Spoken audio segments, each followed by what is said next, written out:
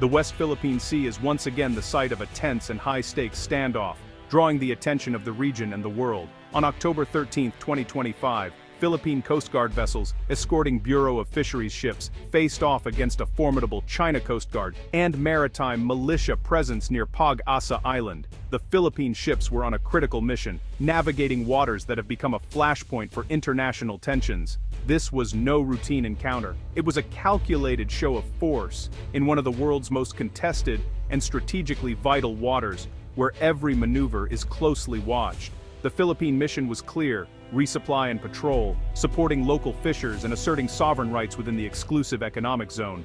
These operations are essential for the livelihood of Filipino communities and for upholding national sovereignty. But the situation escalated quickly as tensions simmered just below the surface. Chinese vessels, larger and more numerous, shadowed the Philippine convoy, issued radio challenges, and tried to block their path. Their aggressive maneuvers were meant to intimidate and disrupt the Philippine mission. This is gray zone aggression, intimidation without open conflict, designed to erode Philippine control and test the resolve of its defenders. The PCG and BFAR crews stood their ground, refusing to be bullied or forced to retreat even as the risks mounted. Their resolve is a testament to the nation's determination to defend its rights and protect its people, no matter the odds. This confrontation is not just a headline. It's a symptom of a larger geopolitical struggle, with consequences that could ripple across the region. China's maritime ambitions are clashing with international law, putting the Philippines at the epicenter of a global contest for influence and control.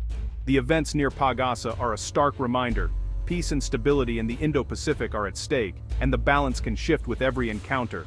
Every radio challenge, every close pass, is a move in a high-stakes, strategic game, where miscalculation could have serious consequences. The world is watching, and the implications reach far beyond these waters, impacting global trade, security, and the future of international order. To truly understand today's escalating tensions in the South China Sea, we must look back through the layers of history that shaped this region. For centuries, the South China Sea has served as a vital crossroads for trade, culture, and migration, with countless ships navigating its busy waters. Despite its importance, no single power ever managed to control the entire sea, making it a place of constant interaction and competition. After World War II, as colonial empires faded, new nations like the Philippines emerged and began defining their maritime boundaries, eager to assert their sovereignty and protect their interests. In 1947, China published a map featuring a sweeping U-shaped line, later known as the Nine-Dash Line, staking a claim to nearly the entire sea, a move that would have lasting consequences. Other countries, including Vietnam and Malaysia, responded by asserting their own claims, citing proximity, historical usage, and international law to justify their positions. The discovery of oil and gas reserves in the 1970s dramatically raised the stakes, transforming disputes over fishing grounds into a high-stakes contest for valuable resources and energy security. In 1978, the Philippines established the Kalayaan Municipality, which included Pag-Asa Island, further solidifying its presence and claims in the region. As China's economic and military power surged in the 21st century, its approach shifted from diplomatic protests to direct action, harassing fishermen, challenging foreign patrols, and rapidly building artificial islands to bolster its claims. This ongoing militarization has transformed what was once a simmering dispute into a major international flashpoint, drawing in global attention and concern. Today, the struggle for control over the South China Sea threatens not only the stability of the region, but also the peace and security of the wider world. At the heart of China's position in the South China Sea is the so-called Nine-Dash Line, a sweeping boundary that Beijing has drawn across the map. This line claims nearly 90% of the South China Sea, covering vast stretches of water, islands, and reefs that are also claimed by other nations. Beijing insists this line reflects its historic rights, arguing that Chinese fishermen and traders have used these waters for centuries, and that this history overrides its neighbors' maritime entitlements. But, under the 1982 United Nations Convention on the Law of the Sea, UNCLOS, such sweeping claims have no legal basis. UNCLOS was created to prevent exactly these kinds of overlapping and ambiguous claims. Both China and the Philippines are signatories to UNCLOS, which defines clear maritime zones and exclusive economic zones, or EEZs, giving coastal states rights to resources within 200 nautical miles of their shores. The 9-dash line directly contradicts these principles, cutting deep into the Philippine EEZ and overlapping with the zones of several other Southeast Asian countries. This is why Chinese vessels routinely chase away Filipino fishermen from areas like Scarborough Shoal, even though these waters are well within the Philippines' 200 nautical mile limit, depriving local communities of their livelihoods. The international community, including the US, Japan, and Australia, has repeatedly rejected the 9-dash line as illegal and a threat to freedom of navigation, emphasizing the need to uphold international law. The South China Sea is a global commons. Trillions of dollars in trade pass through its shipping lanes each year, making its stability vital for the world economy. Allowing one country to claim almost the entire sea would set a dangerous precedent, undermining the rules that keep the world's oceans open and free. The ongoing standoff near Pag-Asa Island is more than a local dispute. It is a test of the rules-based order at sea, watched closely by nations around the globe. The outcome of this struggle will shape not only the future of the South China Sea, but also the direction of international maritime law for generations to come.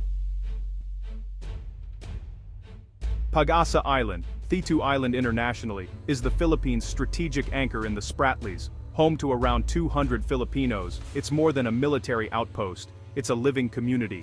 The island's runway, harbor, and basic infrastructure allow the Philippines to project presence and sustain its people. Its location is critical, just 14 nautical miles from China's militarized Subi Reef. Chinese vessels regularly patrol nearby, trying to intimidate and blockade. Pag-Asa is a frontline symbol of Philippine resistance and sovereignty. Losing it would be a devastating blow, ceding the heart of the Spratlys to China.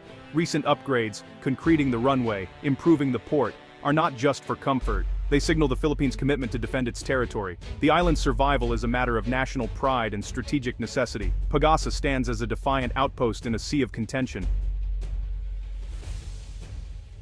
Facing a powerful adversary, the Philippines has adopted radical transparency. The Coast Guard and armed forces document and publicize every Chinese incursion.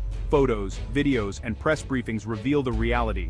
This strategy counters China's narrative, showing the world who the real aggressor is. The David versus Goliath imagery generates global sympathy and puts China on the defensive. At home, it builds national unity and support for a strong stance. Transparency turns the West Philippine Sea from a niche issue into a matter of national concern. Internationally, it provides allies with evidence to condemn China's actions and support joint patrols. The Philippines transforms a bilateral dispute into a global issue. What happens here affects the entire Indo-Pacific.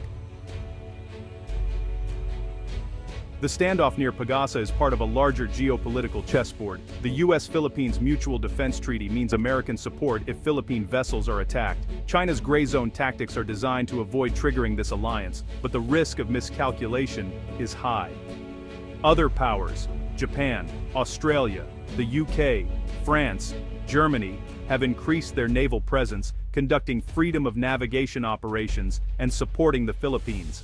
ASEAN, hampered by internal divisions and economic ties to China, struggles to take a unified stand. China uses negotiations to stall while changing facts on the ground. The Philippines must rely on its own efforts and partnerships with external allies. The region's security depends on these shifting alliances.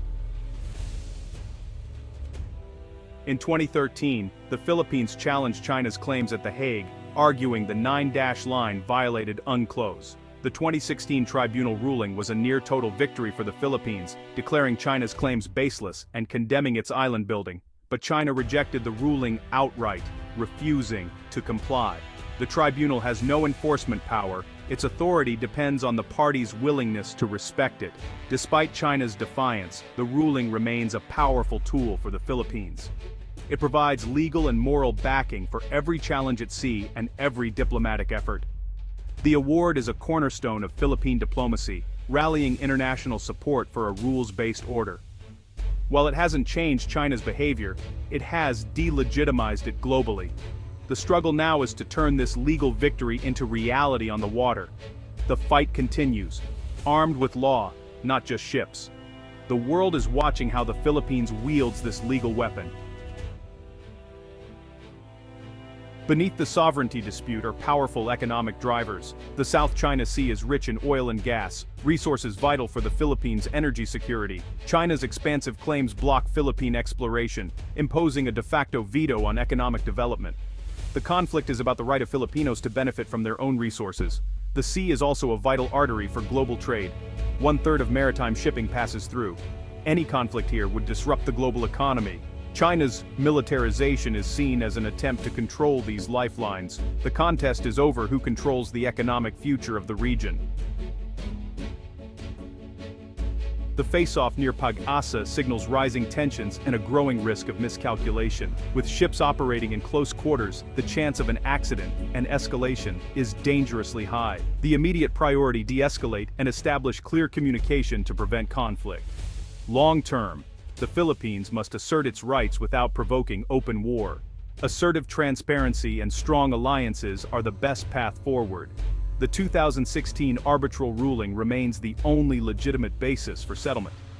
Diplomacy, both bilateral and multilateral, must be relentless. The hope that international pressure will eventually moderate China's stance. The courage of Philippine crews is a defense of sovereignty and the rules-based order. The path is perilous, but the Philippines must navigate it with resolve and global support.